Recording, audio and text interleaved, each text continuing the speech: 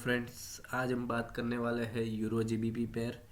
मैंने इसके ऊपर कई बार वीडियो बनाकर आपको दिया है। यूरो जीबीपी पेयर बहुत ही अच्छी पेयर है फॉरेक्स की। यहाँ पर मैंने पिछले शनिवार को रविवार को शायद मैंने इसके ऊपर वीडियो बनाया था और ऑलमोस्ट टारगेट भी हिट हो गया होगा, मुझे शायद मालूम नहीं है। अभी हम पहले आ जाते हैं 4 आवर टाइम फ्रेम पे। इसके ऊपर मैं काफ़ी बार वीडियो बनाता हूँ और ट्रेड भी लेता हूँ यूरो जीबीपी पेयर में।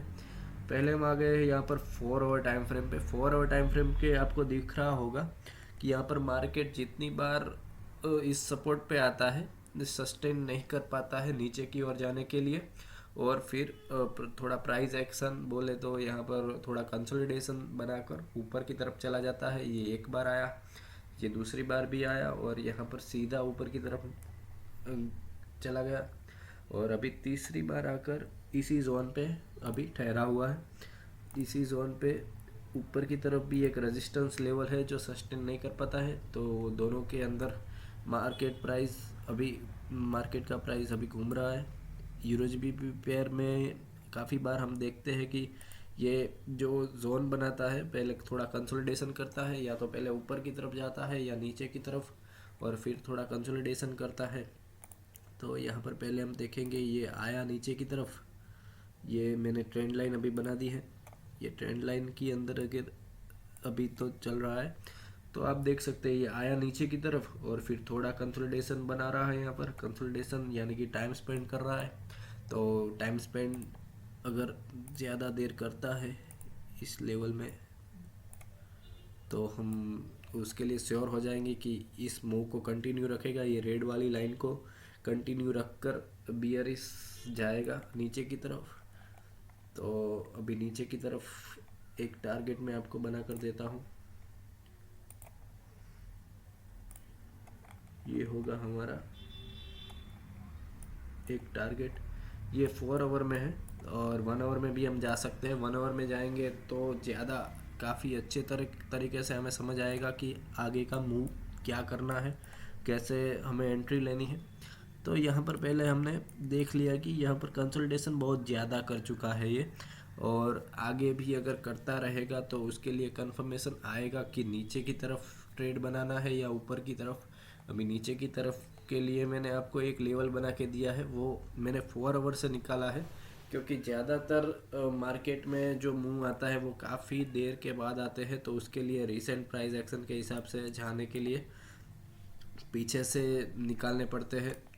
थोड़ा पीछे जाकर हमें सपोर्ट रेजिस्टेंस निकालने पड़ते हैं।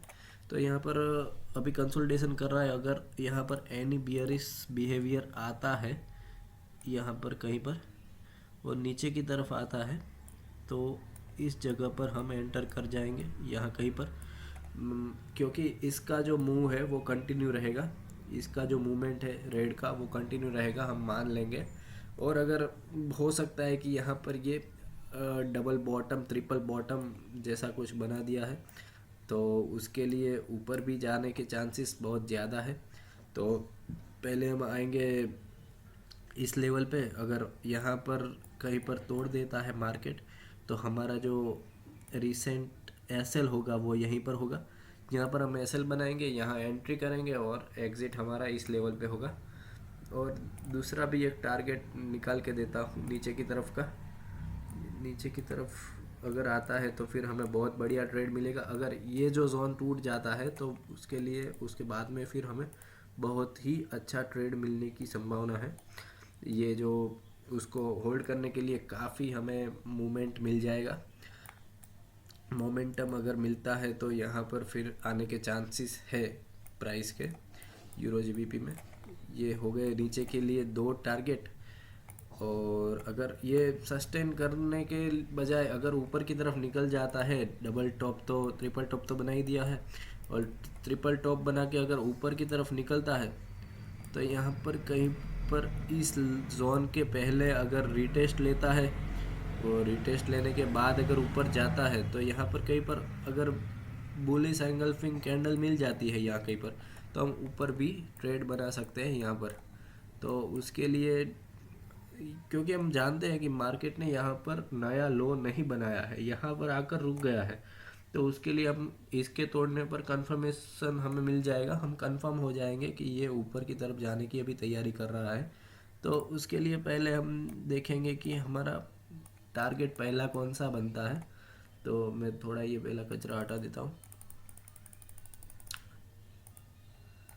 तो उसके लिए जो इस जोन के ऊपर अगर तोड़ता है तो पहला हमारा जो टारगेट होगा वो इस जोन के आसपास कहीं पर होगा। यहाँ कहीं पर अगर टारगेट मिलता है, और जो दूसरा टारगेट है वो इस जगह पर कहीं पर मिलेगा। तो ये हो गए हमारे दो टारगेट ऊपर के लिए, और दो टारगेट हो गए नीचे के लिए। जो मैंने आपको बताया कि अगर नीचे की तरफ तोड़ता है तो एसएल हमारा यहाँ कहीं पर यहाँ कहीं पर होगा, और अगर ऊपर की तरफ तोड़ता है तो हमें थोड़ा बड़ा एसएल भी लेना होगा इसके लिए, जो कि मैं आपको बताता हूँ। इस जोन के नीचे हमें एसएल रखना पड़ेगा ऊपर के लिए, क्योंकि यहाँ पर पहले ये नीचे भी आ सकता है। इसको अगर रीटेस्ट करता है या फिर करेगा इसको रीटेस्ट, यहाँ से अगर ऊपर की तरफ जाता है तो हम डायरेक्ट एंटर कर जाएंगे बड़ी एंगल्फिंग कैंडल पे, यानी कि ग्रीन एंगल्फिंग कैंडल पे हम एंटर कर जाएंगे।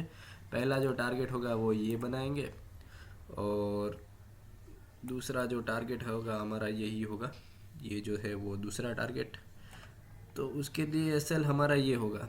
एंट्री भी मैंने आपको बता दी है, यहाँ कहीं पर अगर एंगल्फिंग कैंडल मिलती है ग्रीन एंगल्फिंग तो हम एंटर कर जाएंगे। फिर इस लेवल का हम वेट नहीं करेंगे, क्योंकि हमें पता है कि मार्केट एक्चुअली करना क्या चाहता है। यहाँ पर चौथा बॉटम बनाने आ रहा है, और उसके लिए रिटेस्ट भी कर रहा है थोड़ा इस ट्रेंड लाइन के हिसाब से। तो थोड़ा पुल बैक भी लेगा, और पुल बैक लेने के बाद ऊपर की तरफ निकल जाएगा। तो ये थे हमारे ऊपर के और नीचे के लिए दो लेवल्स, जो कि मैंने आपको बता कर दिए हैं। अगर ये लेवल भी तोड़ देता है तो फिर कंफर्म है कि यहाँ तक तो जाएगा ही जाएगा। तो उसके लिए और बेनिफिट के लिए हम प्रॉफिट के लिए रुक सकते हैं, यहाँ पर निकलना नहीं है जल्दी। देख लेंगे कि यहाँ पर मार्केट कैसा मूवमेंट देता है। तो दो तीन टारगेट ऊपर के लिए भी बन गए, और दो टारगेट बड़े वाले नीचे की तरफ बन गए हैं। Okay friends, thank you. अब आगे देखिए कि सोमवार को मार्केट रिएक्ट कैसा करता है, कहाँ पर ओपन होता है, उसके हिसाब से ट्रेड लीजिएगा। Thank you. आज के लिए बस इतना ही।